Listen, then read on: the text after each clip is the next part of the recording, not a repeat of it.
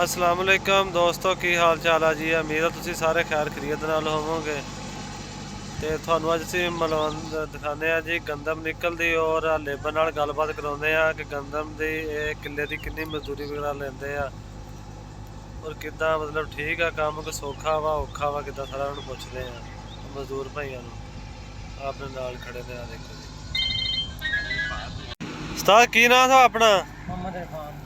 अच्छा इरफान भाई, किन्नी तुसीं मजदूरी लेंदे आ किले दी कढ़ाई थ्रैशर ते तुसीं चलदे आ जी सवा मन। तो तुसीं किन्ने बंदे आ?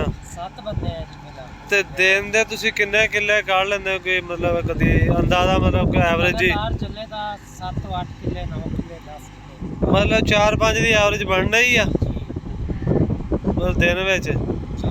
सही सही। अच्छा उस्ताद 4-5 किले एक दिन च काढ़ लेंदे मतलब है? तो टुक्कर पानी भी चंगा दिंदे जिमीदार के कोई नहीं? मुतमैन आ? ते काम किदा सौखा कि औखा है काम? मेहनत तो मेहनत ही है जी, बहुत मुश्किल है गर्मी के विच।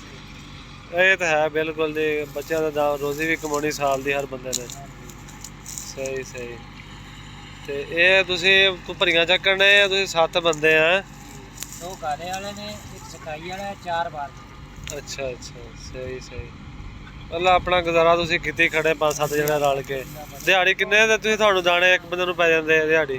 ਤਕਰੀਬਨ ਮਨ ਜ਼ਿਆਦਾ ਤੋਂ ਜ਼ਿਆਦਾ ਮਿਹਨਤ ਮਨ ਇੱਕ ਬੰਦੇ ਨੂੰ ਪੈਂਦੀ ਦਿਹਾੜੀ।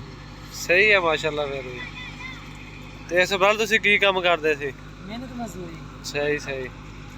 ਆ ਸਾਡੇ ਨਾਲ ਇੱਕ ਹੋਰ ਆ ਮਜ਼ਦੂਰ ਭਾਈ ਬੈਠਾ ਵਾ, ਇਹਨੂੰ ਹੀ ਪੁੱਛਦੇ ਆ। ਹਾਂ ਭਾਈ ਠੀਕ ਹੈ, ਕੰਮ ਸੌਖਾ ਹੀ ਆ? अच्छा चलो अल्लाह का शुक्र ही अदा करना चाहिए जी।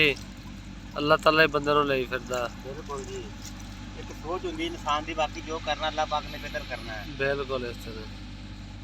अच्छा मान के मतलब थोड़ी दिहाड़ी पै जांदी है एक बंदे दी? दिल शुक्र अल्लाह पाक दा पै जांदी दिहाड़ी। सही सही। हाले तो इन्नी गर्मी भी इन्नी ज्यादा नहीं है, थोड़ा मौसम ठीक है। फिर हले स्टार्ट दे विच कड़का फिर गिल्लियां हाँ तां करके। सही सही।